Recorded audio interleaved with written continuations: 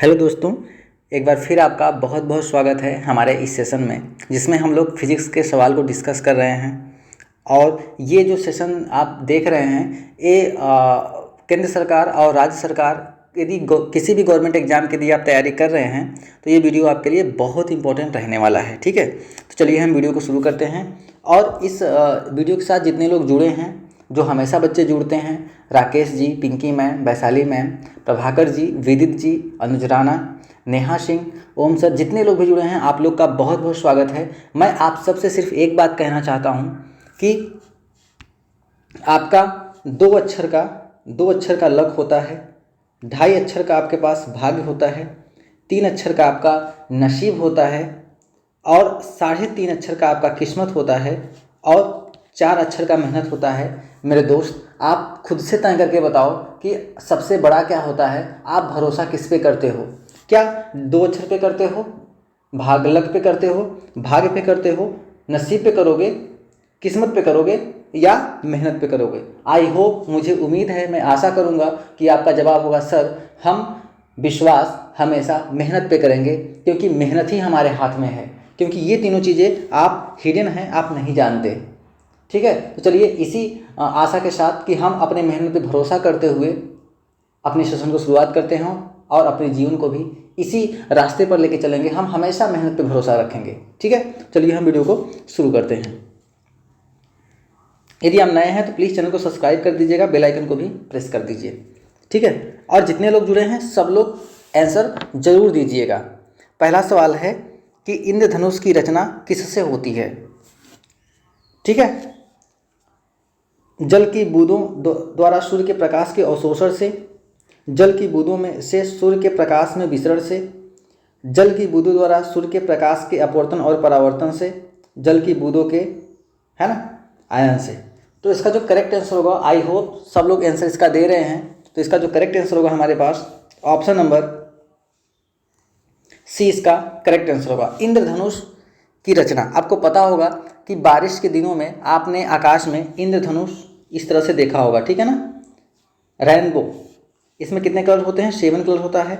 एक बार रेलवे में पूछा गया था इसमें कौन सा कलर नहीं होता है, तो आपका जवाब होगा सर इसमें ब्लैक नहीं होता। बाकी इंद्रधनुष के सारे रंगों के बारे में अच्छे से हम लोग डिस्कस करते हैं। ठीक है, देखिए यहाँ पे कॉन्सेप्ट को समझिए। हमारे पास इंद्रधनुष का कॉन्सेप्ट समझने के लिए हम एक प्रिज्म की जरूरत पड़ेगी। तो हम एक उठाते हैं प्रिज्म। ये क्या होता है हमारे पास? प्रिज्म। प्रिज्म एक ऐसा कांच का 2 अपवर्तक पृष्ठों से घिरा हुआ एक पृष्ठ होता है, जिसमें कोई भी किरण यदि आप प्रवाहित करते हैं, इसे हम कहते हैं लाइट, है ना, श्वेत किरण। तो ये कितने रंगों में विभक्त हो जाता है? 7। 2, 4, 5, 6, 7। ठीक है, ये हमारे पास अपवर्तक कोण है। जनरली जो प्रिज्म का हम लेके चलते हैं, हम जो एंगल हम कितना लेके चलते हैं? 60। मेरे दोस्त, हम क्या करेंगे कि कॉन्सेप्ट को भी अच्छे से समझने की कोशिश करेंगे। तो ये 7 कलर है, इनको हम क्या नाम देते हैं? आपको याद होगा, विब ग्योर। यहाँ से बात करें, है ना, विब ग्योर, करेक्ट। ओके, ये क्या है? वायलेट है, इंडिगो है, ब्लू है, ग्रीन है, येलो है, ऑरेंज है, रेड है। तो जो सबसे इंपॉर्टेंट जो बार बार प्रश्न पूछा जाता है, आपसे ये कहा जाता है कि सबसे अधिक तरंग दैर्ध्य किसका होता है? तो आपको पता होगा जो सबसे अधिक तरंग दैर्ध्य होता है वो होता है किसका? रेड का। जो लाल कलर होता है उसका तरंग दैर्ध्य अधिकतम होता है, उसका तरंग दैर्ध्य अधिकतम होता है। जब उसका तरंग दैर्ध्य अधिकतम होगा, मतलब लेमडा अधिकतम होगा, तो अपवर्तनांक क्या होगा? कम होगा। इसी वजह से जितने इमरजेंसी के बटन होते हैं वो हमेशा रेड कलर के बना दिए जाते हैं। कहीं भी आपने देखा होगा यातायात के नियमों को पालन करते समय 3 जो रंगों से, 3 लाइटों से जो संकेत दिया जाता है, रेड का मतलब होता है हमेशा रुकना, क्योंकि रेड जो होता है वो सबसे पहले हमारे आँखों को विजिबल हो जाता है, क्योंकि उसका वेवलेंथ क्या होता है? अधिक होता है। ठीक है, वहीं बात करें वायलेट की। वायलेट का जो तरंग दैर्ध्य होगा ये सबसे कम होगा और जो अपवर्तनांक होगा वो सबसे अधिक होगा। ये भी प्रश्न पेपर में पूछा जा चुका है। और याद रखना, किसी भी श्वेत प्रकाश का किसी प्रिज्म से होकर 7 रंगों में बंटने की क्रिया को वर्ण विक्षेपण कहते हैं। मेरे लाल याद रखना, फिर से क्या कहते हैं, जब कोई श्वेत प्रकाश किसी प्रिज्म से होकर गुजरता है तो वह असंख्य रंगों में बंट जाता है। याद रखना, असंख्य रंगों, इनफाइनाइट कलर, असंख्य रंगों में बढ़ जाता है, लेकिन जो हमारी आंखें होती हैं वो सिर्फ 7 रंगों को ही महसूस कर पाती हैं। इसलिए हम कहते हैं कि जब कोई प्रकाश प्रिज्म से होकर गुजरता है तो 7 रंगों में बढ़ जाता है। ये जो रंग होते हैं जो इस प्रकार से होते हैं, violet, indigo, blue, green, yellow, orange, red. ठीक है, एग्जामिनर पूछ देता है कि जब किसी प्रिज्म से एक प्रकाश की किरण गुजरती है, श्वेत प्रकाश की किरण गुजरती है, तो वो कितने रंगों में विभक्त होती है। तो कोई कैंडिडेट कहेगा सर ये तो 7 रंगों में विभक्त होती है, कोई कहेगा इनफाइनाइट। तो जो 7 कहेंगे वो तो बिल्कुल से फेल हो जाएंगे। क्यों? क्योंकि ये कलर 7 नहीं होते, ये असंख्य कलर होते हैं, लेकिन हमको सिर्फ 7 रंग ही दिखाई देते हैं। आई होप यहाँ तक फंडा क्लियर होगा। ठीक है, प्रकाश से जुड़ी और कुछ बातें याद कर लेते हैं। हम अभी हमने बताया था कि समतल दर्पण के बारे में। क्या? समतल दर्पण, वैशाली मैम, पिंकी, राकेश जी, विदित, सब लोग ध्यान देना। जो समतल दर्पण होता है, कुछ पॉइंट, जो समतल दर्पण की जो फोकस दूरी होती है वो अनंत होती है, और जो क्षमता होती है वो क्या होती है? शून्य होती है। समतल दर्पण में यदि किसी को कोई v चाल से गति कर रहा है तो दर्पण में वो कौन सा चाल हो जाएगा? 2v हो जाएगा। जैसे हमारे पास ये दर्पण है ना, ये दर्पण है। बाहर यदि किसी की चाल 40 किलोमीटर पर घंटा है तो आप महसूस किए होंगे, जब भी सड़क पे जाते हो, कोई ऐसा कोई दरवाजा हो जिसमें शीशा लगा हो, तो उसमें आप बहुत तेज़ी से आगे बढ़ते हैं तो क्या हो जाती है? चाल दुगनी हो जाती है। और थीटा की बात करें, यदि थीटा कोण पे कोई झुका हुआ है दर्पण, तो वो कितने पे एक्चुअली में घूम जाएगा? 2 थीटा। करेक्ट। तो समतल दर्पण की फोकस दूरी अनंत होती है, क्षमता शून्य होती है। ये बात आप याद रखना। ठीक है, आगे चलें। इस सवाल को सॉल्व कीजिए। Red light is use in traffic signal because, यातायात सिग्नलों में लाल प्रकाश प्रयुक्त किया जाता है क्योंकि लाल प्रकाश का सबसे कम परिक्षेपित होता है, यह खून का रंग लाल होता है, और प्राणी लाल रंग के पहचान लेते हैं, लाल खतरे का प्रतीक है। जल्दी बताइए ऑप्शन में इसका करेक्ट आंसर क्या होगा। तो आपको पता होगा कि 3 तरह के कलर होते हैं हमारे पास। आपको याद होगा क्या होता है? हमारे पास रेड होता है ना, एक लाल होता है, एक पीला होता है, एक हरा होता है। लाल का मतलब होता है बिल्कुल स्टॉप, फुल स्टॉप, आपको रुक जाना है ना। हरा का मतलब होता है कि आपको चल देना है बिल्कुल से, हरी जब जैसे झंडी मिलती है तो आपको चलना होता है। तो यातायात सिग्नलों में रेड क्यों प्रयोग किया जाता है? इसका मतलब ये हमने अभी बताया कि इसका जो वेवलेंथ होता है वो अधिक होता है, मतलब तरंग दैर्घ्य, मतलब लेमडा इसका अधिक होता है। कितना होता है जनरली? ये 7500 से लेकर के 8000 एंगस्ट्राम होता है। क्या होता है? 7500 से लेकर के 8000 एंगस्ट्राम होता है। जो सबसे कम जो वैगनी होता है, वैगनी कितना होता है? 4000 एंगस्ट्राम के समथिंग में होता है। ये रेंज भी आप याद रखना। ठीक है, तो इसका मतलब ये इसका जो एनर्जी होता है, red light is lowest reflected, ये ज़्यादा रिफ्लेक्ट नहीं होता, एक ही जगह बिल्कुल से रहता है। ठीक है, तो रेड हमारे पास इसका क्या हो जाएगा? ऑप्शन नंबर ए बिल्कुल करेक्ट हो जाएगा। कुछ बातें हैं जो आप जान लीजिए। ठीक है, हमने बताया था कि जो प्रकाश क्या होता है, प्रकाश एक ऐसा माध्यम होता है, हम लाइट की बात करें, है ना, यदि हम लाइट की बात करें, प्रकाश, तो प्रकाश क्या होता है? प्रकाश एक ऐसा माध्यम होता है जो हमारे दृष्टि ज्ञान को जागृत करता है। किसको? दृष्टि ज्ञान को जागृत करता है। इसका मतलब ये हुआ कि प्रकाश वह भौतिक कारक है जिसके द्वारा हम वस्तुओं को देख सकते हैं। अब अंधेरे कमरे में खड़े हो जाइए, महसूस करिए कि लाइट नहीं जल रही है, तो आप अपने कमरे का कोई भी सामान अच्छे से नहीं ढूंढ पाएंगे यदि उस कमरे में आप नए गए हैं तो। ठीक है, या ऐसे भी नहीं ढूंढ पाएंगे। यदि कमरे में लाइट हो जाए तो आप सभी वस्तुओं को प्रॉपर देख पाएंगे। इसका मतलब ये हुआ कि प्रकाश वह भौतिक कारक है जिसके द्वारा हम वस्तुओं को देख सकते हैं, है ना। तो प्रकाश की क्वालिटी से सवाल पूछा जाता है हमेशा कि प्रकाश की जो स्पीड होती है वो 3 गुणित निर्वात में 3 गुणित 10⁸ मीटर पर सेकंड होती है निर्वात में। हवा की बात करें तो समथिंग इतना ही होती है, 3 गुणित 10⁸ मीटर पर सेकंड एयर में होती है। जल की बात करें तो जल में क्या हो जाएगी? प्रकाश की चाल कम हो जाती है, 10 गुणित 8 मीटर पर सेकेंड। कांच में 1.5 × 10⁸ मीटर पर सेकेंड। इसका मतलब ये हुआ मेरे दोस्त कि जो प्रकाश की जो चाल है, जो प्रकाश की चाल है वो जैसे जैसे हमारा जो मीडियम हमारा विरल होता जाएगा तो जो प्रकाश की चाल है वो कम होता जाएगा। फंडा क्लियर हुआ? वेरी गुड, ठीक है। विरल सघन का मतलब एक कॉन्सेप्ट आता है, यहीं पे समझ लीजिए। सघन क्या होता है, विरल क्या होता है। देखिए, जिसका अपेक्षित घनत्व अधिक होता है, एक होता है सघन, एक होता है हमारे पास विरल। तो सघन क्या होता है, जिसका आपेक्षिक घनत्व है ना, आपेक्षिक घनत्व अधिक होता है तो वो सघन माध्यम होता है, और जिसका अपेक्षित घनत्व कम होता है तो वो विरल माध्यम होता है। आई होप यहाँ तक फंडा क्लियर होगा, ठीक है। चलिए, हमने ये भी बता रखा है आपके प्रकाश के परावर्तन के 2 नियम होते हैं, है ना। प्रकाश के परावर्तन के, याद करो ये, ठीक है। प्रकाश के परावर्तन के 2 नियम होते हैं, आपतित किरण, परावर्तित किरण तथा आपतन बिंदु पे खींचा गया अभिलंब, तीनों एक ही तल में होते हैं। आपतन कोण I बराबर परावर्तन कोण R। अरे इतना बताया कि नहीं हमने, ठीक है। ठीक, आगे चलते हैं। देहली आवृत्ति कैसी आवृत्ति है, what frequency is the seal frequency. Very important question है ये, इसे आप ध्यान दीजिएगा, सब लोग इसका प्रॉपर आंसर कीजिए। देहली आवृत्ति एक कैसी आवृत्ति है। जितने लोग इस सेशन को जुड़ रहे हैं प्लीज़ सेशन को लाइक कर दीजिए और जल्दी बताइए। तो इसके साथ साथ मैं बताऊं कि जो आवृत्ति होती है, आवृत्ति का मात्रक क्या होता है, हर्ट्ज होता है। क्या होता है, हर्ट्ज, ठीक है। इसका जो करेक्ट आंसर होगा हमारे पास below which no light emission is possible, बिल्कुल सही इसका करेक्ट आंसर होगा हमारे पास, जिसके नीचे प्रकाश वैद्युत उत्सर्जन संभव नहीं होता। ये प्रकाश वैद्युत उत्सर्जन क्या होता है ना। प्रकाश वैद्युत उत्सर्जन क्या होता है आपको पता होगा, ठीक है, अभी बता रहे हैं इसको। तो आवृत्ति का मात्रक क्या होता है, हर्ट्ज होता है ना। और उसके बाद आवर्तकाल का जो मात्रक होता है 1/सेकंड होता है, या फिर हम कह लें सेकंड इनवर्स होता है। ध्वनि की तीव्रता का जो मात्रक होता है वो क्या होता है, डेसिबल होता है। याद है कि नहीं, बोलो, डेसिबल होता है।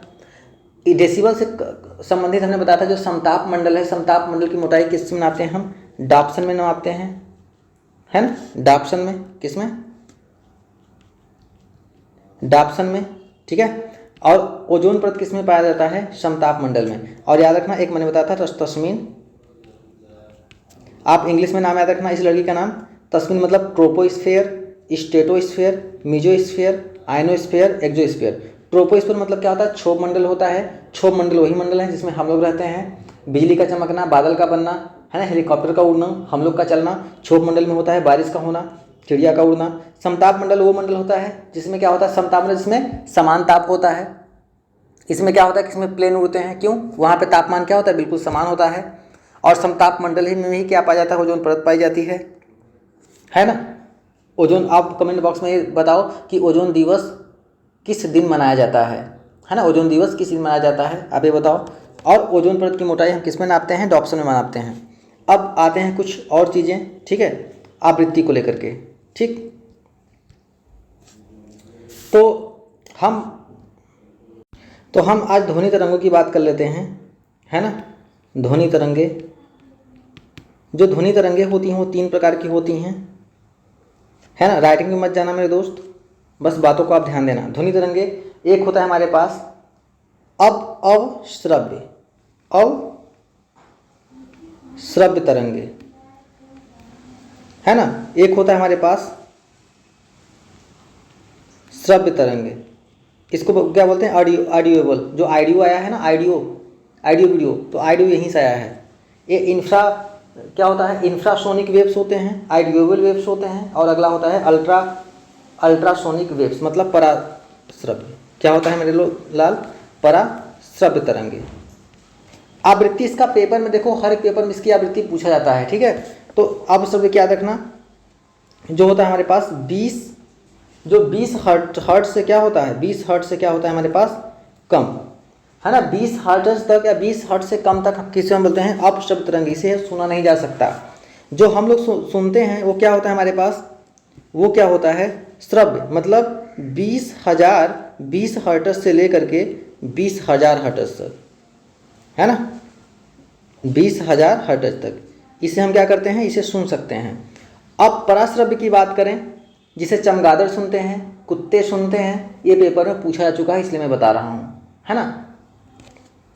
आप लोग तो इंसान हो तो आप लोग को तो बुरा नहीं लगना चाहिए। तो चमगादड़ और चमगादड़ और जो कुत्ते होते हैं उनको ये सब ध्वनियाँ सुनाई देती है। तो याद रखना इनकी जो फ्रीक्वेंसी होती है, फ्रीक्वेंसी पेपर में पूछा जा चुका है, वो फ्रीक्वेंसी है 20,000 हर्ट्ज से अधिक। ठीक है, तो ये बात आप हमेशा याद रखना। ठीक है, आगे चलें। There is a close point of person with long vision. देखो इससे मैं कई सवाल डिस्कस करूंगा जो कि पेपर में आ चुके हैं। ठीक है, तो दीर्घ दृष्टि वाले व्यक्ति के लिए निकट बिंदु क्या होता है? दीर्घ दृष्टि वाले व्यक्ति के लिए देखो, जो हमारे पास कोई जो जनरली जो आंखों में जो दृष्टि दोष आते हैं वो दो प्रकार के होते हैं।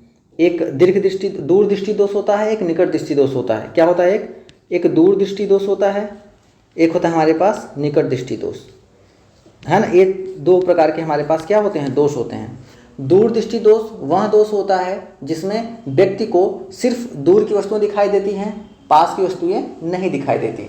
निकट दृष्टि दोष में वह दोष होता है जिसमें व्यक्ति को सिर्फ निकट दिखाई देता है, दूर नहीं दिखाई देता। इसका मतलब ये हुआ कि बंदा जब निकट का देख पाएगा, दूर का नहीं देख पाएगा, तो दूर का भी देखने के लिए एक ऐसा उपयुक्त फोकस दूरी का चश्मा लगाएगा जिसकी वजह से दूर का भी, पास का भी देख ले, दूर का भी देख ले। ठीक है, तो एक हमने बताया था कि एक हमने ट्रिक बताया था, क्या होता है वो? दूना। दूर दृष्टि दोष के लिए हम उत्तल लेंस का प्रयोग करते हैं। दूर दृष्टि दोष के लिए उत्तल लेंस का प्रयोग करते हैं। यदि आपको सिर्फ दूर का दिखाई देता है तो अपनी आंखों में आप उत्तल लेंस का प्रयोग करें। अपनी आंख के जो चश्मा आप लगाएंगे उसमें उत्तल लेंस। निकट दृष्टि दोष के लिए हम अवतल लेंस का उपयोग करेंगे। लेकिन सवाल यहाँ पे ये है, इतना पेपर में तो आता ही आता है, सवाल में ये कह रहा है कि दीर्घ दृष्टि दोष वाले व्यक्ति के निकट बिंदु क्या होता है। इसका मतलब हुआ कि जिस व्यक्ति को सिर्फ दूर का दिखाई देगा उसे पास का नहीं दिखाई देगा। तो पास का हम कैसे कैटेगराइज करेंगे कि पास का कितना पास नहीं दिखाई दे रहा है? तो याद रखना, जो निकट बिंदु होता है एक स्वस्थ आँख के लिए, याद रखना एक हेल्दी आई के लिए जो निकट बिंदु होता है वो 25 सेंटीमीटर होता है। जो दूर बिंदु होता है अनंत होता है। पेपर में कई बार पूछा जा चुका है कि जो दूर बिंदु होता है वो कितना होता है? अनंत। स्वस्थ आँख के लिए, हम स्वस्थ हैं तो हम अनंत तक देख सकते हैं, हम स्वस्थ हैं तो हम 25 सेंटीमीटर तक का भी देख सकते हैं। ठीक है, लेकिन यदि हमारे आंखों में दूर दृष्टि दोष है तो हम 25 सेंटीमीटर से जो हमारा निकट बिंदु होगा वो 25 सेंटीमीटर ना होकर के बढ़ जाएगा, 30 हो जाएगा, 35 हो जाएगा, 40 हो जाएगा, 50 हो जाएगा। तो ऑप्शन नंबर क्या हो जाएगा? डी इसका करेक्ट आंसर हो जाएगा। आई होप यहाँ तक क्लियर होगा। बताओ यहाँ तक क्लियर हुआ कि नहीं? ठीक है, आगे चलें। तो इस तरह से आपने दृष्टि दोष को भी सीख लिया। ठीक है, और कुछ बातें याद रखना। कुछ हम बात कर लेते हैं अभी ध्वनि की तरंगों से रिलेटेड चीज़ें, है ना। ध्वनि मतलब जब भी ध्वनि दिमाग में आए तुरंत आप एक किया करो। देखिए, ध्वनि तरंगे, ठीक है। तो आपको पता होगा जो वायु में इसकी जो स्पीड होती है 332 मीटर पर सेकंड होती है। 1440 मीटर पर सेकंड किस में होती है? जल में होती है। 5110 मीटर पर सेकंड किस में होती है? ठोस में होती है। ठीक है, और ध्वनि को चलने के लिए माध्यम की आवश्यकता पड़ती है, जबकि प्रकाश को चलने के लिए माध्यम की आवश्यकता नहीं पड़ती। ठीक है ना, किसी किसी बुक में इसका मान वेरी करेगा तो आप पैनिक मत होना। ठीक, आगे कुछ बात करते हैं कि जब हम ताप को बढ़ाते हैं, 1 डिग्री सेंटीग्रेड ताप को बढ़ाते हैं तो ध्वनि की जो चाल है 0.61 डिग्री मीटर पर सेकंड बढ़ जाती है। ये पेपर में आ चुका है ना। इस बात को आप याद रखना, ये पेपर में आ चुका है कि 1 डिग्री सेंटीग्रेड ताप बढ़ाने पे जो ध्वनि की चाल है कितनी बढ़ जाएगी? तो 0.61 मीटर पर सेकंड। ठीक है, समुद्र की सीपी किस कारण से सुनहरी दिखाई देती है? ठीक है, जल्दी बताइए, समुद्र की सीपी किस कारण से सुनहरी दिखाई देती है? जब सब लोग आंसर करें, क्या हुआ? सबकी एनर्जी गायब हो गई क्या? जल्दी बताओ, एनर्जी गायब हो रही है? देखो, आप आज मैं स्लो इसलिए पढ़ा रहा हूँ ना क्योंकि बहुत बच्चे कमेंट कर रहे थे, मतलब मैसेज में, पर्सनल टेलीग्राम पे, व्हाट्सएप पे, कि सर आप कॉन्सेप्ट भी डिस्कस किया कीजिए। ठीक है, तो कॉन्सेप्ट जब डिस्कस करेंगे तो आप कहोगे सर एमसीक्यू लाइए, है ना। चलिए, इसका जो करेक्ट आंसर होगा हमारे पास विवर्तन। क्या इसका करेक्ट आंसर होगा? विवर्तन। तो विवर्तन का मतलब क्या होता है? प्रकाश की मुड़ने की घटना, प्रकाश की मुड़ने की घटना क्या होती है? विवर्तन कहलाती है। परावर्तन क्या होता है? जब कोई प्रकाश एक माध्यम किसी तल पे टकराता है और टकराकर जब वापस आ जाता है तो उसे परावर्तन कहते हैं। अपवर्तन, जब प्रकाश एक माध्यम से दूसरे माध्यम में जाता है तो उसे हम अपवर्तन कहते हैं। तीनों बात डिस्कस कर लेते हैं अभी जल्दी से। जब प्रकाश, है ना, परावर्तन क्लियर हो गया,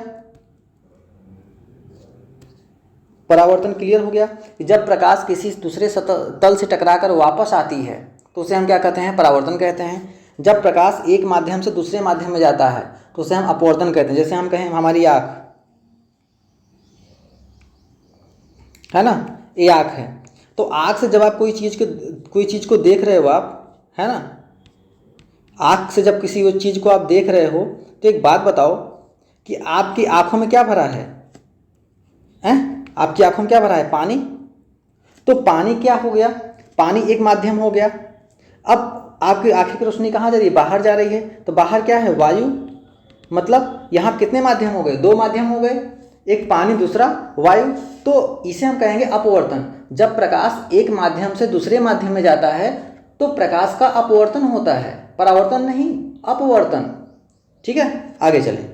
अब हम बात करते हैं ध्रुवण क्या होता है। आपने देखा होगा कि जब भी कोई जैसे ये प्रकाश है, जैसे हमारे पास, ध्यान समझ लो, कॉन्सेप्ट समझा रहे हैं, ये बल्ब है, ये बल्ब है।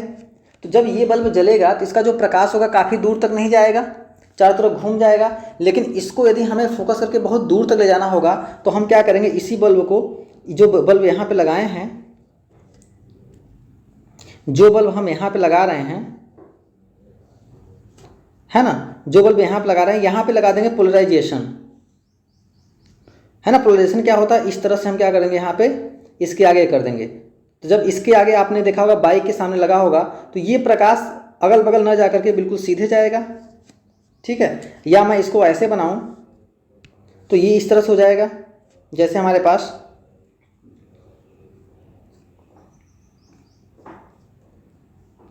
इस तरह से हमने इसको कर दिया, ये देख लो, गाड़ी में आपने ऐसा देखा है, तो यहाँ से जो प्रकाश जाएगा बिल्कुल सीधा जाएगा, है ना। ये जो प्रकाश जाएगा बिल्कुल सीधा जाएगा। इसे हम कहते हैं पोलराइजेशन, है ना, ध्रुवण। क्या कहते हैं इसे? ध्रुवण कहते हैं। जब प्रकाश को बिल्कुल सीधी रेखा में चलता है ना। जैसे हमने कह दिया, इसको कैसे समझो? आप ऐसे समझो, टाइम ज़्यादा लगेगा लेकिन कोई दिक्कत नहीं, आप इसको समझो। यहाँ पर हमारे पास बल्ब है, ऐसे ऐसे प्रकाश में जा रहा है, तो यहाँ पर हमने ऐसे होल कर दिया। होल करने के बाद में यहाँ पर हमने एक ऐसे होल कर दिया। एक बात बताओ, जब प्रकाश यहाँ से जाएगा, यहाँ पे तो हर जगह प्रकाश जाएगा, तो यहाँ से कैसे प्रकाश निकल पाएंगे? केवल यही वाला प्रकाश निकल पाएंगे, है ना। ऐसे ही प्रकाश तो निकलेगा, बाकी प्रकाश तो फंस जाएगा, वो निकलेगा ही नहीं। ठीक है, तो इसे ही घटना को हम क्या कहते हैं? ध्रुवण कहते हैं। आई होप क्लियर होगा। वस्तुनिष्ठ प्रकार की परीक्षा के लिए निम्न में से कौन सा अधिक उपयुक्त होता है? जल्दी बताइए इसका। वस्तुनिष्ठ परीक्षा मतलब क्या होता है? ऑब्जेक्टिव बहुविकल्पी प्रश्न, एक क्वेश्चन होगा, इसके 4 ऑप्शन होंगे। तो आपने इसको पढ़ा है, सब लोग इसका करेक्ट आंसर दे रहे हैं। OMR क्या होता है? Optical mark reading and recognization. क्या होता है इसका? OMR होता है ना, OMR, optical mark reading and recognition. Option number B क्या होगा? इसका करेक्ट आंसर होगा। टेक्स्ट नहीं होगा इसलिए गलत हो गया है, इंक नहीं होगा इसलिए गलत हो जाएगा, करेक्टर नहीं होगा इसलिए गलत हो जाएगा। ठीक, तो मोस्ट यही आंसर करेक्ट होगा इसका। मोटर कारों में हेडलाइट की चौंध से बचाने के लिए हम क्या प्रयोग करते हैं? जैसे मान लीजिए आप बाइक से, आप जब कभी रोड पे लाइट में रास्ते में जाते होंगे तो उधर से जो भी गाड़ी आती होगी, है ना, जो भी गाड़ी उधर से आती होगी, तो इसका मतलब जो लाइट है जो सीधे आपको आएगा आपकी आँखों में, है ना, आप यहाँ पे जा रहे हो इस तरह से, तो आपकी आँखों में सीधे आ जाएगा। आप चौंध से क्या होते हैं? आप आगे नहीं बढ़ पाते हो। क्यों? क्योंकि कुछ आपकी फोकस दूरी, आपका जो फोकस स्पीड है, आपकी आँखें की रोशनी और आने वाले सामने वाले गाड़ी की आँखों मतलब की लाइट की रोशनी, दोनों में टकराव होता है। तो जाहिर सी बात है आपकी रोशनी कमज़ोर पड़ती है और सामने वाली आँख की रोशनी आपके आँखों में प्रवेश करके अंध बिंदु तक चला जाता है, जिससे कुछ वक्त के लिए आपको चकाचौंध उत्पन्न हो जाता है, आपको कुछ भी नहीं दिखाई देता। फॉर एग्जाम्पल, यदि आप सूरज की तरफ ध्यान से देखिए, सूरज की तरफ आपको ध्यान से देखिए, ध्यान से देखने के बाद में आप अपने कमरे में आइए और कमरे में आकर आप पढ़ना तुरंत शुरू करिए, तुरंत जस्ट आपको कुछ नहीं दिखाई देगा। उसे कहते हैं चकाचौंध। जब आप हाई इंटेंसिटी की लाइट से अपने आँख की लाइट को मिलाने की जब कोशिश करते हैं तो हाई इंटेंसिटी की लाइट आपके मस्तिष्क में प्रवेश कर जाती है, जिससे आपको चकाचौंध उत्पन्न होने लगता है, पीत बिंदु जहाँ अंध बिंदु होता है। ठीक है, तो इसका जो करेक्ट आंसर होगा, इससे बचने के लिए, इसका मतलब तो रोड पे आप चल ही नहीं पाओगे, तो इससे बचने के लिए आप क्या करोगे, जो शीशा होगा या फिर जो गाड़ी होगा उसके हेडलाइट में हम पोलराइड का यूज करेंगे, पोलराइजेशन। इसलिए लाइट में 2 बटन होते हैं, मेन होता है। ठीक है ना, ठीक है, इसका जो करेक्ट आंसर होगा हमारे पास ऑप्शन नंबर ए करेक्ट होगा। पोलराइजेशन क्या होता है, हमने बता दिया कि जब कोई प्रकाश किसी ऐसे क्रिस्टल से गुजरता है जिसमें प्रकाश एक सममित कण हो, है ना, तो उसे हम क्या कहते हैं, पोलराइजेशन कहते हैं। ठीक, आगे चलें। कांच का अपवर्तनांक कितना होता है, 1.5 होता है, ये भी बात आप याद रखना। चंद on the lunar surface the observer will see the sky during the day. चंद्र सतह पर एक प्रेक्षक को दिन के समय अधिकांश आकाश दिखाई देता है। जल्दी बताओ आप, है ना, जल्दी बताइए आप। तो बिल्कुल कैसा दिखाई देता है आपको, काला दिखाई देता है। ठीक है, जो चंद्र है, जो मून है, मून ये पृथ्वी का क्या है, पृथ्वी का क्या है, एकमात्र उपग्रह है ना। और यहाँ पे क्या है, यहाँ पे वायुमंडल नहीं है। ठीक है ना, और इस चंद्रमा पे जिन्होंने कदम रखा उनका क्या नाम था, कमेंट बॉक्स में छापो। क्या नील आर्मस्ट्रांग था क्या ये अमेरिका से थे क्या अपोलो 11 से गए थे क्या? आप हाँ या ना बताओ। ठीक, आगे चलते हैं।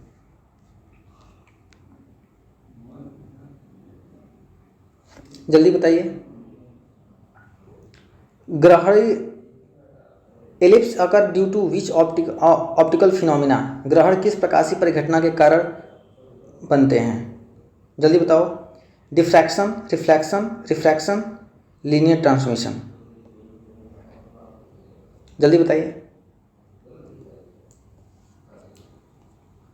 सब लोग इसका आंसर दीजिए। अपवर्तन क्या होता है?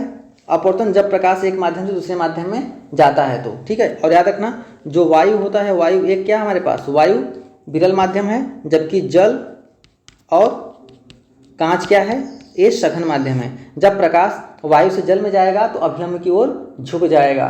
ठीक है, और जब प्रकाश जल में से वायु में जाएगा, जल से वायु में जाएगा तो अभिलंब से दूर हट जाएगा। अरे याद करो, जब किसी छड़ का पानी में रखे हुए छड़ का टेढ़ी मेढ़ी दिखाई देना किसके वजह से होता है? यही तो घटनाएं हैं। परावर्तन किसी भी पिंड से, किसी भी तल से टकराकर वापस आने की घटना। विवर्तन क्या होता है? इसका जो करेक्ट आंसर होगा हमारे पास डिफ्रैक्शन। ठीक, ये लो। यदि पदार्थ के द्रव्यमान और वेग दोनों को उनके परिणाम से दोगुना कर दिया जाए तो गतिज ऊर्जा कितनी हो जाएगी? मेलाल याद रखना कि जो गतिज ऊर्जा होता है, गतिज ऊर्जा मतलब गति करते हुए जो ऊर्जा उत्पन्न होती है। आप दौड़ रहे हो तो आपके अंदर क्या होती है? एक गतिज ऊर्जा तो होती है। उस गतिज ऊर्जा को रोकने के लिए आप ब्रेक लगाते हो, है ना। जैसे आपने गाड़ी को स्टार्ट कर दिया, स्पीड में जा रहे हो तो उसके अंदर खुद ही गतिज की कारण ऊर्जा है, गति कारण ऊर्जा है 12mv²। ब्रेक लगाना है तो आपको इतनी, इससे ज़्यादा एनर्जी लगानी पड़ेगी। कह रहा है कि द्रव्यमान वेग दोनों को दुगुना कर दिया जाए तो मतलब 1/2 द्रव्यमान m है तो इसको 2m कर दिया जाए और वेग को भी 2m कर दिया जाए तो यहाँ पर हो जाएगा 2v²। तो क्या हो जाएगा 1/2 mv², 2 दूना 4 दूना कितना हो जाएगा 8 टाइम्स। तो कितना हो जाएगा हमारे पास 8 गुना, इसका करेक्ट आंसर हो जाएगा। और याद रखना गतिज ऊर्जा का मात्रा क्या होगा, वही होगा हमारे पास जूल। स्थितिज ऊर्जा क्या होता है? स्थितिज ऊर्जा क्या होता है? Potential energy mgh। ठीक है, ये भी बात आप याद रखना। नेक्स्ट, एक गतिज ऊर्जा के साथ चल रहे इनमें से सबसे अधिक संवेग किसका है? ठीक है, तो संवेग क्या होता है? जो संवेग होता है p होता है मॉस इंटू वेलोसिटी, द्रव्यमान गुरुत्व वेग। तो द्रव्यमान का मात्रा क्या हो जाएगा? किलोग्राम, वेलोसिटी क्या हो जाएगा? मीटर पर सेकेंड। और हमारे पास देखो द्रव्यमान क्या है? अदिश राशि और एक सदिश राशि। तो संवेग क्या हो जाएगा हमारे पास? एक सदिश राशि। क्या हो जाएगी? सदिश राशि। इसका जो करेक्ट आंसर होगा हमारे पास पार्टिकल कण, ठीक है। और संवेग क्या है, एक सदिश राशि है। आई होप यहाँ तक क्लियर हुआ, ठीक है। इलेक्ट्रॉन प्रोटॉन न्यूट्रॉन है, दो बातें और भी याद रख लो। क्या सिंपल सी जो आप जानते हो, क्या ईटा पर नाचे, पहले तो इसे याद कर लो। इलेक्ट्रॉन की खोज किसने किया था, थॉमसन। प्रोटॉन की खोज रदरफोर्ड। न्यूट्रॉन की खोज चैडविक। लेकिन ये तो आप जानते हो, मेन बात ये जानना है आप कि जब भी कोई नाभिक एलिमेंट्स है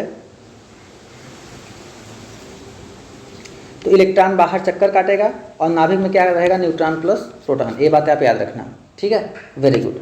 जो परमाणु क्रमांक होता है वो बराबर होता है इलेक्ट्रॉनों की संख्या के, ठीक। साइकिल के पहिए में प्रयुक्त दर बढ़ाती हैं, उसका क्या, जल्दी बताइए। साइकिल में पहिए में प्रयुक्त दरें क्या बढ़ाती हैं उसका, भाई संवेग बढ़ाती हैं। संवेग मतलब संवेग का मात्रक क्या होता है अभी बताया मैंने, द्रव्यमान गुणित वेग, मात्रक किलोग्राम मीटर पर सेकंड, ठीक है ना। एक मिनट सॉरी क्या कह रहा है, साइकिल में के पहिए में प्रयुक्त दरें बढ़ाती हैं, उसका क्या, मूवमेंट ऑफ इनर्शिया, क्योंकि मूवमेंट हो रहा है, घूम रही है साइकिल। जैसे हमारे पास ये चक्का है ना, तो ये क्या कर रहा है, ये रोड पे चल रहा है इस तरह से, तो ये क्या चल रहा है हमारे पास, घूम रहा है मूवमेंट, तो क्या हो जाएगा हमारे पास, जड़त्व आघूर्ण, ठीक है ना। न्यूटन का पहले नियम को भी आपने जड़त्व आघूर्ण का नियम भी कहा है, जड़त्व का नियम, ठीक है। इसका यूनिट क्या हो जाएगा, वेग समय क्या हो जाएगा, एक सदिश राशि है, द्रव्यमान गुणित वेग, मात्रा क्या होगा, किलोग्राम मीटर पर सेकंड। वेग क्या है, एक सदिश राशि है, ये भी एक सदिश है। त्वरण भी क्या है, एक सदिश, मीटर पर सेकंड स्क्वायर, ठीक है। वेग परिवर्तन की दर को हम क्या कहते हैं, त्वरण कहते हैं। घड़ी में स्प्रिंग भंडारित ऊर्जा है, बताओ स्प्रिंग के अंदर कौन सी ऊर्जा होती है। स्प्रिंग क्या होता है, जरा देखो, स्प्रिंग इस तरह से होता है ना, जैसे हमारे पास ए स्प्रिंग हो गया, ठीक है।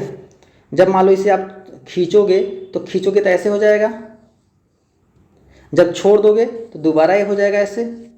तो इस क्वालिटी को क्या कहते हैं हम, इलास्टिसिटी। क्या कहते हैं, इलास्टिसिटी। अरे याद करो, आपके लोअर में पहने हो लोअर कभी, तो लोअर में क्या होता है, इलास्टिसिटी होता है ना। तो इलास्टिसिटी क्या होता है, आपके मतलब कि अंडरवियर में भी इलास्टिसिटी होता है। इलास्टिसिटी क्वालिटी होता है, वो स्प्रिंग नहीं होता, इलास्टिसिटी होता है। मतलब कि आपको क्या करना है, जब आप पहनते हो तो बिल्कुल तन जाता है, फिर वो आप सिकुड़ जाता है। लेकिन कभी कभी इसको आप इतना तान दो कि क्या हो कि मतलब ये मतलब इसकी इलास्टिसिटी खो जाए, प्लास्टिसिटी में आ जाए, तो दोबारा ये अपनी जो ओरिजिनल फॉर्म है उसे रिगेन नहीं कर पाएगा। कैसे समझे इसे सर, आपके लोअर में क्या है, इलास्टिसिटी। आपका मान लो 28-30 का कमर है, आप किसी ऐसे व्यक्ति को दे दो जिसका कमर 36 का है ना, उसको पहना दो अपना लोअर, तो क्या होगा, आपका लोअर तन जाएगा, फिर जब आप पहनोगे तो आपको ढीला हो जाएगा। इसे कहते हैं प्लास्टिसिटी। लेकिन जब आपने लोअर को खींचा, अब फिर से अपनी अवस्था में आ गए, इसे कहते हैं हम इलास्टिसिटी। इसका जो करेक्ट आंसर होगा हमारे पास, इसका क्या होगा, पोटेंशियल एनर्जी, जो स्प्रिंग का ये वर्क होता है, ठीक है। यही हो जाता है जब आपके किसी भी साइकिल में स्प्रिंग लगता है, तो जब आप गड्ढा उड्ढा आता है तो स्प्रिंग क्या करता है, दब जाता है, उसके बाद धीरे धीरे खुलता है। स्प्रिंग ना हो तो क्या होगा, एक बार आप ट्रैक्टर टाली में बैठ के जाओ, अच्छा 50-60 किलोमीटर, आप बोलेरो मत जाओ, ट्रैक्टर टाली में बैठ के जाओ, ठीक। निम्नलिखित में से कौन सा अदिश मात्रक चुनिए, तो इसका जो आपको पता होगा, जो अदिश होता है इसमें क्या होता है, केवल परिमाण होता है, परिमाण मतलब, ठीक है, मतलब नहीं है हमें, है ना। हमने कहा कि और जो सदिश होता है, सदिश में क्या होता है, परिमाण तो होगा भी होगा, प्लस साथ में क्या होगा, दिशा होगा। फॉर एग्जाम्पल, यदि आपने हमें एक थप्पड़ मारा, तो थप्पड़ मारा तो इसका मतलब कि पहले तो हमको ये भी ज़रूरी है कि कितना ज़ोर से लगा, और हमें दूसरी बात ये भी जानना जरूरी है कि आप किधर से मारे, किस साइड से मारे, उसका रिएक्शन कैसा रहा, है ना। हमने कहा कि आपने एक बोतल पानी पिया, तो पानी मतलब क्वांटिटी द्रव्यमान है ना, लीटर में नापोगे आप उसे पानी को, लिक्विड है तो मतलब एक अदिश राशि है। लेकिन जब सदिश की बात करेंगे तो वहाँ पे परिमाण भी चाहिए और दिशा भी चाहिए, है ना। जो क्वांटिटी है, जैसे चलो अच्छा, यहाँ से हमारे पास का जो आघूर्ण क्या होता है, आघूर्ण क्या होता है, बल गुणित लंबवत बीज की दूरी, तो बीज की दूरी, तो एक सदिश एक अदिश क्या हो जाएगा हमारे पास, एक सदिश राशि हो जाएगी, ये भी सदिश है। संवेग द्रव्यमान बराबर द्रव्यमान गुणित वेग, द्रव्यमान क्या है, सदिश, और द्रव्यमान अदिश, वेग सदिश, क्या हो गया, ये भी एक सदिश राशि है। बल क्या होता है, यह बराबर के यमए, द्रव्यमान क्या है हमारे पास, अदिश, त्वरण सदिश, जब भी एक सदिश अदिश का गुणा होगा सदिश प्राप्त होगा, लेकिन ऊर्जा ये क्या है, एक अदिश राशि। तो इसका जो करेक्ट आंसर होगा हमारे पास वो हो जाएगा हमारे पास ऊर्जा। ऊर्जा का मात्रक क्या होता है, जूल। बल का मात्रक क्या होता है, न्यूटन। संवेग का मात्रक क्या होता है, क्या, किलोग्राम मीटर प्रति सेकेंड। आघूर्ण का मात्रक क्या होता है, न्यूटन मीटर मतलब जूल। करेक्ट हो गया, ठीक है। अब बताइए सर ये इसका भी जूल मात्रक, इसका भी जूल मात्रक, तो ये कैसे हुआ, ठीक है। ये लीजिए, किसी धातु को चालक सामग्री के रूप में प्रयोग करने के लिए निम्न में से कौन सी कसौटी अपनाई जाती है, जल्दी बताओ इसका आंसर करेक्ट।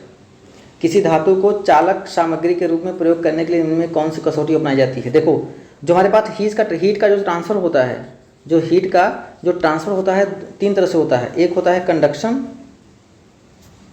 एक होता है कन्वेक्शन, एक होता है रेडिएशन। तो कंडक्शन मतलब क्या होता है, किसी लोहे की छड़ को जो आप गर्म करते हो तो एक कौन सी विधि है, कंडक्शन, है ना, कंडक्शन।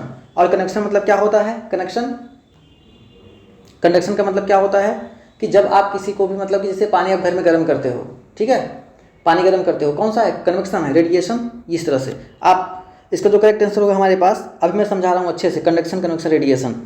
किसी धातु को चालक सामग्री के रूप में प्रयोग किए करने के लिए निम्न से कौन सी कसौटी अपनाई जाती है। चालक धातु को प्रयोग करने के लिए लो हीट कंडक्टिविटी, ये नहीं होगा, लो इलेक्ट्रिकल कंडक्टिविटी नहीं, more specific heat, high heat conductivity. Option number D क्या होगा इसका करेक्ट आंसर होगा, ऑप्शन नंबर डी क्या होगा इसका करेक्ट होगा। आपसे मैं 2 मिनट लूँगा कंडक्शन, कन्वेक्शन, रेडिएशन समझाने के लिए, ठीक है। देखो कंडक्शन, देखो क्या होता है, कंडक्शन क्या होता है, देखो हम 3 लेते हैं ना, हमेशा करते हैं, 3 तरह से है हमारे पास। एक हमारे पास क्या है कि देखो ये हमारे पास कंडक्शन हो गया, इसे कहते हैं चालन। यार इतना क्या टेंशन करना, चलो रुक जाओ। चालन, संवहन, विकिरण, ठीक है, ये रेडिएशन है। जैसे मान लो हमारे पास एक क्लास है, यहाँ पे लोग बैठे हैं, यहाँ पे बैठे हैं, यहाँ बैठे हैं, यहाँ बैठे हैं, यहाँ बैठे हैं, यहाँ बैठे हैं, यहाँ भी इतने बच्चे हैं, यहाँ बैठे हैं, यहाँ बैठे हैं, यहाँ बैठे हैं, यहाँ बैठे हैं, यहाँ बैठे हैं, यहाँ बैठे हैं, यहाँ बैठे हैं, यहाँ बैठे हैं, यहाँ बैठे हैं, है ना। ये 6 बच्चे हर एक क्लास में हैं। अब इनको हमें क्या देना है, इनको हमें मान लो हमें क्या देना है, हमको मान लो आम देना है। आम का सीजन भी चल रहा है, ये तो भूल गए आम भी बनाना, ठीक है रुक जाओ। यहाँ पे, यहाँ पे, यहाँ पे, ठीक, मान लो ये हो गया हमारे पास आम, ठीक है। आम को देना है, सबको आम देना है। तो चालन में क्या होगा कि सबसे पहले आप आम इसको दो, एक तरीका तो होगा आप इसको दो आम, फिर यहाँ पे दो आम, फिर यहाँ पे दो आम, फिर इसको दो, फिर इसको दो, फिर इसको दो। इसमें टाइम टेकिंग होगा, टाइम ज़्यादा लगेगा, लेकिन ये क्या है, ये संवहन है। क्या है ये, संवहन है, ठीक है। जैसे आपने पुराने घरों में देखा होगा कि मतलब कि जो शादियाँ में जो खाना बांटते हैं, एक लाइन से पतरी बांटते हैं, फिर पूरी, फिर सब्जी, फिर ये क्या हो गया, ये चालन होता है, हो जाता है। संवहन मतलब क्या हुआ कि आपने बफर सिस्टम देखा होगा। या फिर इसी आम को क्या करो, इसी आम को एक टोकरी में यहाँ पे रख दो, सभी बच्चे आके इसको आम को ले लें, ये क्या होता है, ये संवहन होता है। या फिर संवहन का मतलब ये हो गया कि आपने बफर सिस्टम देखा है ना, सब लोग जहाँ पे पनीर होता है, पूरी होता है, सब लोग लाइन में घुरिया जाते हैं। एक लोग जाते हैं, एक लेके हटते हैं, तुरंत दूसरा जो जगह खाली होता है दूसरा ले लेता है तुरंत। फिर सब लोग बिल्कुल मारा मारी कर रहे होते हैं, अगला प्लेट लगाता है, वो लेता है, फिर वहाँ से खाली होता है, तुरंत दूसरा घुसा देता है उसमें। ये होता है संवहन। इसी तरह से होता है जब, है ना, सब लोग जाके बारी बारी अब क्या ले लें, संवहन होता है। विकिरण में क्या होता है कि एक काम करो, विकिरण में इस आम को उठा के सभी क्लास में फेंक दो, सब बच्चों के पास फेंक दो, तो तुम बहुत जल्दी हो जाएगा। तो ये होता है चालन, संवहन, विकिरण। तो किसी भी इस आम को बांटने के लिए 3 तरीके थे। पहला ये कि आप एक लाइन से बांटो, दूसरा एक आम क्लास की टोकरी में रख दो, सब लोग बाकी बच्चे ले लें। या फिर तीसरा तरीका ये है कि आम को क्लास में जाओ और उठा के सब बच्चों के बीच में फेंक दो, सब ले लेंगे। तरीका सबसे हाईएस्ट किसका होगा, विकिरण का, फिर संवहन का, फिर चलन का, ठीक है। आई होप फंडा क्लियर होगा। आगे चलते हैं, ये लो जल्दी से ख़त्म करते हैं क्लास। तो ठीक 0 सेल्सियस पर कटोरे में रखे बर्फ़ और पानी में क्या परिवर्तन आएगा। देखो 0 डिग्री पे हमारा क्या है, बर्फ़ भी है, और 0 डिग्री सेंटीग्रेड पे पानी भी है। तो जब दोनों को एक में रखेंगे ना, तो इनकी जो अवस्था होगी, आपको पता होगा कि जब टेम्परेचर बढ़ता है तो जो एक सेंसिबल हीट होता है, एक लेटेंट हीट होता है। जो सेंसिबल हीट होता है वो टेम्परेचर को इंक्रीज करता है, डिक्रीज करता है ना। जो लाइटेंट हीट होता है वो अवस्था का परिवर्तन करता है। लेकिन यहाँ पे क्या है कि दोनों 0 डिग्री पे हैं, तो इसलिए इनके में कोई परिवर्तन नहीं आएगा। लेकिन यहीं पे यदि हम कह दें कि एक हमारे पास 0 डिग्री का बर्फ़ है, है ना, ये बर्फ़ है, और एक हमारे पास 20 डिग्री का पानी है ना, 20 डिग्री का पानी है, तब क्या होगा, तो इसमें क्या होगा, हीट का ट्रांसफ़र होगा, जो 20 डिग्री का पानी होगा इस 0 डिग्री के बर्फ़ को क्या करेगा, पिघलाएगा, है ना, इसको भी पानी बनाने की कोशिश करेगा। वहीं मैं कह दूं कि तो इस तरह से आपको पता होगा, heat is always flow higher temperature to the lower temperature, है ना, तब तक जब तक कि दोनों का टेम्परेचर बैलेंस ना हो जाए। तो यहाँ पे दोनों 0 डिग्री हैं, इसलिए यहाँ पे कोई भी हीट का ट्रांसफ़र नहीं होगा, बर्फ बर्फ रहेगा लेकिन दोनों ही 0 डिग्री का रहेंगे। आई होप क्लियर हुआ। ये लो, थर्मामीटर में आमतौर पर पारे का प्रयोग किया जाता है, क्योंकि इसमें क्या, जल्दी बताओ, क्योंकि इसमें there is a high liquidity, there is a high conductivity और there is a high density. Density तो हाई होता है, लेकिन इसका करेक्ट रीजन बताना है आपको, जल्दी बताइए। तो इसका जो थर्मामीटर आपने देखा होगा ना, ताप मापा जाता है थर्मामीटर से, लेकिन आपको मैं बता दूं, ताप मापा जाता है थर्मामीटर से, लेकिन पायरोमीटर से क्या नापा जाता है, सूर्य का ताप। क्या, सूर्य का ताप। और पायरोमीटर में सूर्य का ताप मापा जाता है। सूर्य के ताप में कौन सी क्रिया होती है, नाभिकीय संलयन, नाभिकीय विखंडन, बम की क्रिया होती है। Very good. तो इसका क्या हो जाएगा, हाई स्पेसिफिक हीट, हाई, तो इसका हो जाएगा इट हैज़ हाई कंडक्टिविटी। ठीक है, डेंसिटी तो फिलहाल होता है, डेंसिटी ऐसा नहीं है, इसकी जो डेंसिटी कितनी होती है, 13.6 × 10⁻³ किलोग्राम पर मीटर क्यूब। जल की कितनी होती है, 1000 होती है। इसका मतलब ये हुआ कि यदि आप एक ऐसा धातु है, पारा एक ऐसा धातु है जो कि द्रव अवस्था में होता है, ये भी पेपर में पूछा जा चुका है, और पारे में चूंकि द्रव है तो इसमें आप तैरने की कोशिश करोगे तो कभी डूबोगे नहीं, क्योंकि इसका घनत्व इतना ज़्यादा है, नीचे से जो फोर्स लगेगा ना, रिएक्शन फोर्स, वो बहुत ज़्यादा होगा, आपको डूबने ही नहीं देगा। ठीक है, चलो आगे। तप्त जल के थैलों में जल का प्रयोग किया जाता है, क्योंकि it has a high specific heat, it has combined easily, it has cheap and not harmful, it has, तो जो हमारे पास स्पेसिफिक हीट होती है वाटर की, वो अधिक होती है।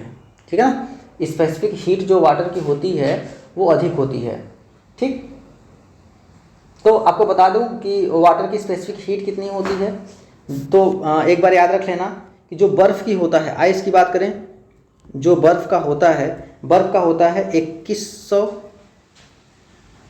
है ना, जूल पर केजी केल्विन, जूल पर केजी केल्विन। पारा, वही यदि बात करें पानी की, तो पानी की होती है कितना, 4200, क्या, जूल पर केजी केल्विन, ये बात आप याद रखना। वहीं मैं पारा की बात करूं तो पारा कितना होता है, 140 जूल पर केजी केल्विन। तो इसका जो करेक्ट आंसर होगा हमारे पास ऑप्शन नंबर 1 करेक्ट होगा। और ये भी जो डाटा लिखे हैं ना मेरे लाल, याद कर लेना, ठीक है, पेपर में आता है। क्या हुआ, सब लोग सेशन में तो हो, अब मैं पढ़ाऊँ सबका हाजिरी देखूँ, ये भी एक अलग ही लफड़ा है। शरीर की कैलोरी आवश्यकता गर्मी की अपेक्षा, जो शरीर की कैलोरी आवश्यकता होती है गर्मी की अपेक्षा सर्दियों में बढ़ जाती है, क्योंकि अधिक कैलोरी की आवश्यकता होती है। देखो, कहने का मतलब साफ साफ है कि आप ठंडी के दिनों में ज़्यादा खाना खाते हो, गर्मी के दिनों में क्यों कम खाना खाते हो, क्यों होता ना, अरे यार ज़्यादा 2 रोटी दबा के खा लो, पची तो जाएगा, ऐसा कहते हो क्या। रीज़न क्या है, to dissolve more of protein, शरीर का ताप बनाए रखने के लिए। और क्या होगा कि to make more body fit, नहीं वसा जम जाएगा तो आप मोटे हो जाओगे। तो ये भी हमारे पास गिरते बालों की क्षतिपूर्ति, नहीं भाई, जब बालें गिर रहे हैं तो ना अपने बाल में आंवला लगाओ, खाना खाने से नहीं होगा। डिजोल्व मोर प्रोटीन, नहीं ऐसा कुछ नहीं है।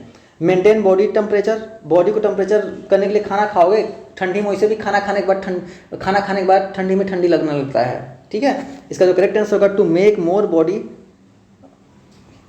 फैट, इसका जो करेक्ट आंसर होगा हमारे पास ऑप्शन नंबर क्या हो जाएगा, डी, और शरीर में अधिक वसा बनाने के लिए, है ना। ठीक, आगे चलें। अच्छा, एक बात और याद रखना कि आपने देखा होगा ना, जो जैसे चिंटू हमारा है, चिंटू, तो ये गर्मी के दिनों में ऐसे सोता है, एक बेड पे एक लोग, लेकिन जब ठंडी आती है,